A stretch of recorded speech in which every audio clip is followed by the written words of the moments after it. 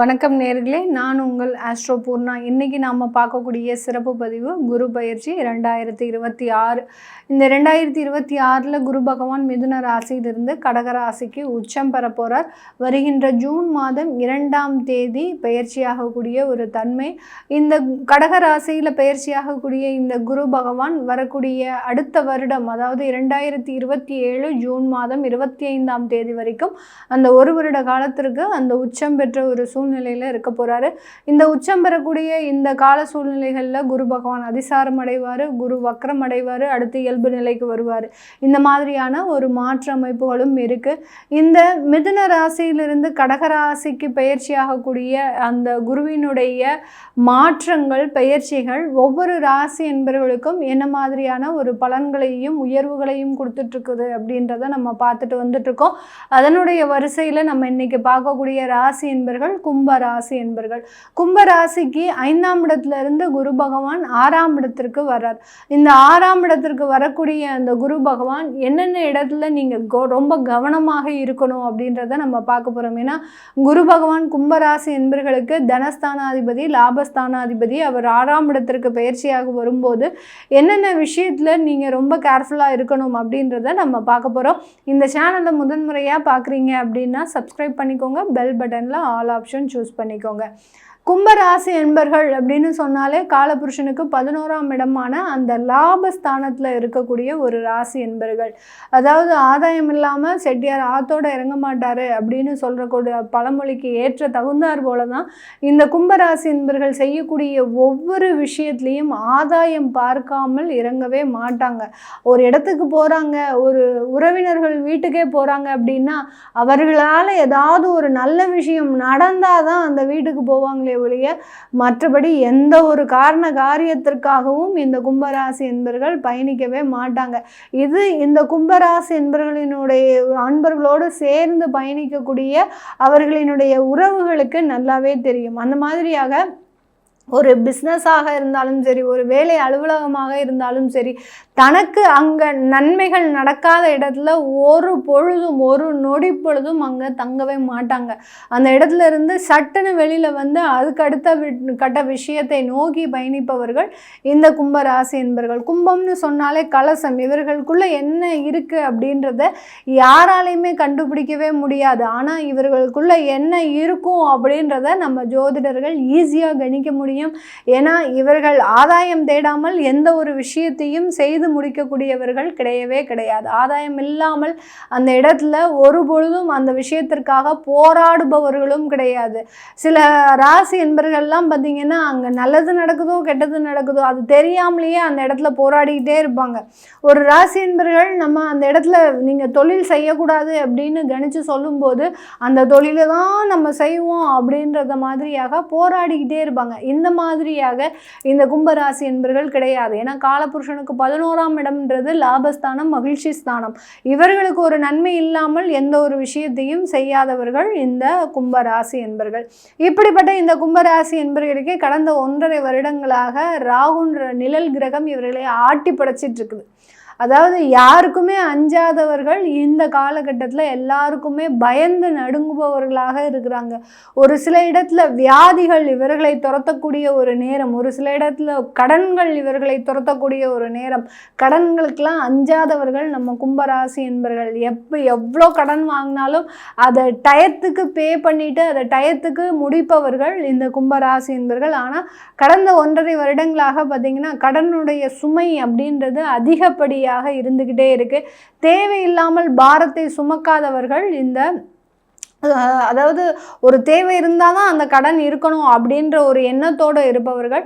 அப்படி இல்லாத ஒரு இடத்துல கூட அந்த கடனை சுமந்து கொண்டு இருக்கக்கூடியவர்கள் நம்ம கும்பராசி என்பவர்கள். கடந்த 1.5 வருடங்களாக எதுக்காக இந்த கடன் வாங்கணும்னோ தெரியல மேடம், ஆனாலும் அந்த கடனால் இப்போ இன்றைக்கி என்னுடைய வாழ்க்கையை அழிந்து போகக்கூடிய ஒரு சூழ்நிலை. நீங்கள் சொல்கிற மாதிரி நான் இந்த மாதிரியாக போகக்கூடிய அளவுக்கு கிடையவே கிடையாது. ஆனால் என்னை வந்து கால சூழ்நிலைகள் இப்படி இழுத்துட்டு போயிடுச்சு அப்படின்னு சொல்லக்கூடிய சொல்லக்கூடிய அளவிற்கு இந்த கும்பராசி என்பர்கள் அந்த கடனுக்கு பயந்து ஓடுபவர்களாக இருக்கிறாங்க. இதெல்லாம் ஒரு மிகப்பெரிய ஒரு கொடுமையான விஷயம். ஏன்னா ஒரு நல்ல உயர்ந்த இடத்துல இருக்கக்கூடியவர்கள் திடீர்னு சறுக்கி விழும்போது தான் அந்த மனவேதனையும் வலிமையும் அதாவது வலியும் அவங்கள போட்டு பாடாப்படுத்தும்.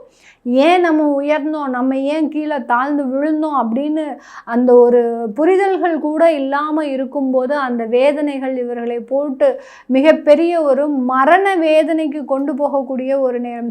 நிறைய கும்பராசி என்பர்கள் கடந்த காலத்துலலாம் பார்த்திங்கன்னா தன்னுடைய வாழ்க்கையவே முடித்து கொள்ளக்கூடிய அளவுக்கு சில பிரச்சனைகள்லாம் வந்திருக்கும். அதுலேயும் விவாகரத்து வழக்குகள், குடும்ப உறவுகளில் இருக்கக்கூடிய பிரச்சனைகள், இது எல்லாத்தையுமே தொடர்ந்து சந்திச்சுக்கிட்டே வராங்க. எந்த இடத்துலையும் ஒரு ஸ்பீட் பிரேக்கரே இல்லாமல் அடுத்தடுத்துன்னு பிரச்சனைகளை அடுத்தடுத்து சந்தித்து கொண்டு இருக்கின்றவர்கள் இந்த கும்பராசி என்பர்கள்.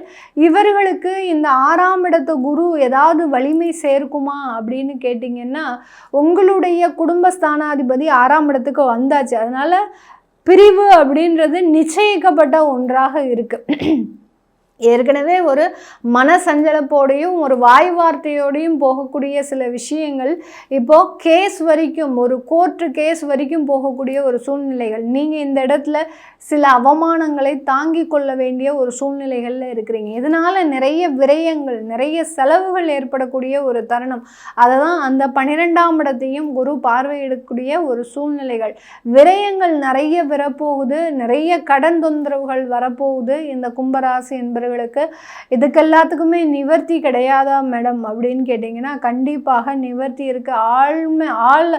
அதாவது ஆழமான ஒரு தெய்வ பிரார்த்தனை அப்படின்றது உங்களை மிகப்பெரிய ஒரு சிக்கல்களிலிருந்து, இன்னல்களிலிருந்து மீட்டெடுக்கக்கூடிய ஒரு தருணமாக தான் இருக்குது. அதை தான் அந்த குரு பகவான் உங்களுடைய 9ஆம் இடத்தை பார்வையிடுகிறார். 9ஆம் இடம் அல்லது அந்த கும்பராசி என்பர்களுக்கு 10ஆம் இடம் அப்படின்னு சொல்லக்கூடிய அந்த கர்மஸ்தானத்தை, 9ம் 10ம் பார்த்தீங்கன்னா தர்ம கர்மாதிபதி யோகத்தை தான் குறிக்கும்.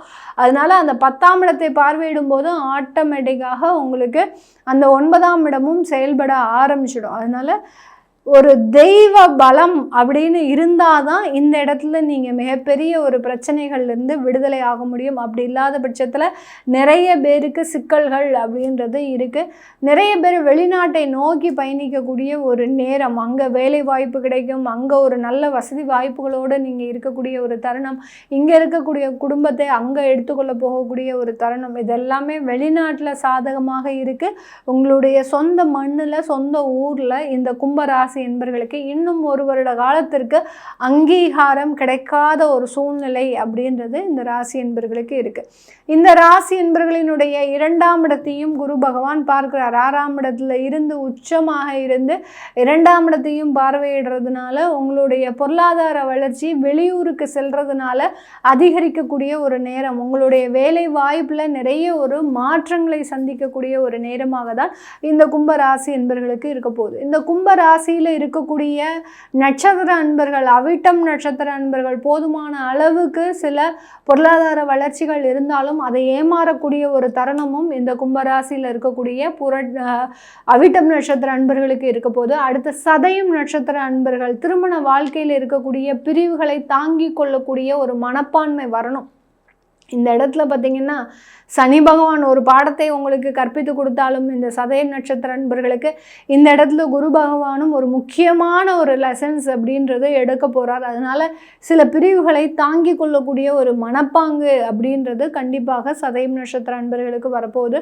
பூரட்டாதி நட்சத்திர அன்பர்கள் உங்களுடைய வேலை, பதவி, அடுத்து பார்த்திங்கன்னா தொழில், இந்த மாதிரியான விஷயத்தில் ரொம்ப கவனமாக இருக்கணும்.